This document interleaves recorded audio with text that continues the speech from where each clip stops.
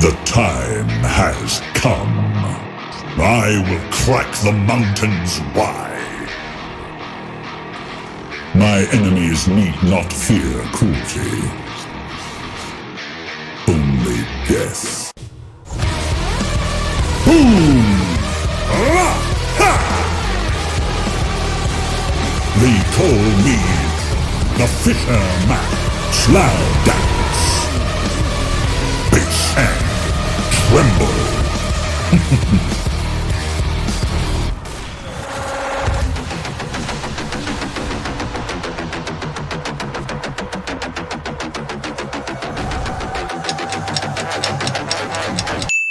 Vibe check. Underdog. Hey, fly chicken! Not in my house.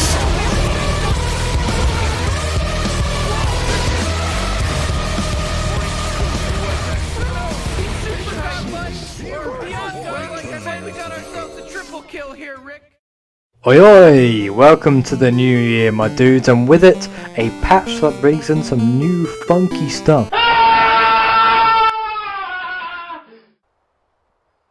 Shit! Stuff that Bunshaker Gorilla Hands here could utilise quite nicely. I was watching some SF gameplay with Arcane Blink and it got me thinking, what was it like on Earthshaker? And next thing I know, I was 40 minutes deep in demo mode, just pissing around with Arcane Blink cooldown reduction and, of course, his shiny new shard. Firstly, let's get the shard covered, cause it's really sick. So when a fissure is active, triggers of Aftershock also trigger around the fissure, and you can walk on the fissure. When I initially read this, I thought it sucked. I just scrolled past it, didn't really give it much thought. Let me tell you, this shard is a blessing for Earthshaker. First off, a long range 3-second stun, pretty dope. It gives you the ability to judge initiations better, which is highly valuable when fighting into enemy high ground.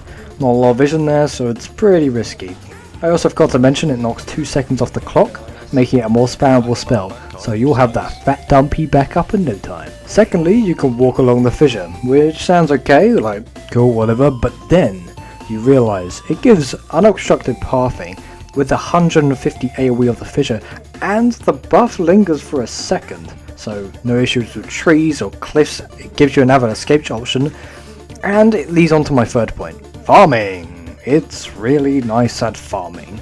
Lane creeps get 2-shot from a fissure and enchant if dropped on their head, and jungle farming is real nice too, since you can farm 2 camps at once, and you can walk through the trees or cut over any walls between them. Nothing major, but it can save on time that you can use elsewhere. And lastly, and most importantly, if you line up that fissure well enough, you can just stun the entire enemy team. Boom! Ravage. 10-second cooldown. Better than a Ravage. Potentially better than 10-second cooldown. Which makes me so interested in cooldown reduction, and more importantly, the purchase of Arcane Blink. So, let's talk about Arcane Blink.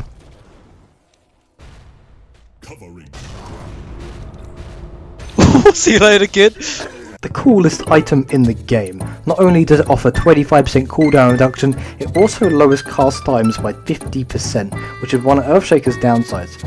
But not this. Not anymore. No. With Arcane Blink, you can now reliably initiate with even enchant and let the Stunlock begin. Although it's not truly a Stunlock until you have Arcane Core or Spell Prism or level 25, but even without these options he can still farm, kill and dunk his way to a late game beast of a stunning machine. Uh-oh. Oh, it's gonna be a big fucking echo. Monkey Slam. How I usually go around building items is Arcane Boots into Blink, Aether Lens, Ag Shard, Octarine Core, and finally Arcane Blink. You can maybe sprinkle a little bit of Force stuff in, a bit of BKB, maybe even rush an Arcane Blink earlier, but from experience it's not advised. Oh, and speaking of experience, I play this build in Core a lot, and yeah, it sucks. It's a whack-ass garbage, especially in mid. But I mean, you can maybe get away with it in offlane, but I solely suggest Precision Full. It's much safer. Anyway, I'm gonna go play me some Tusk. Eyes out for that one, boys and girls. Bye-bye.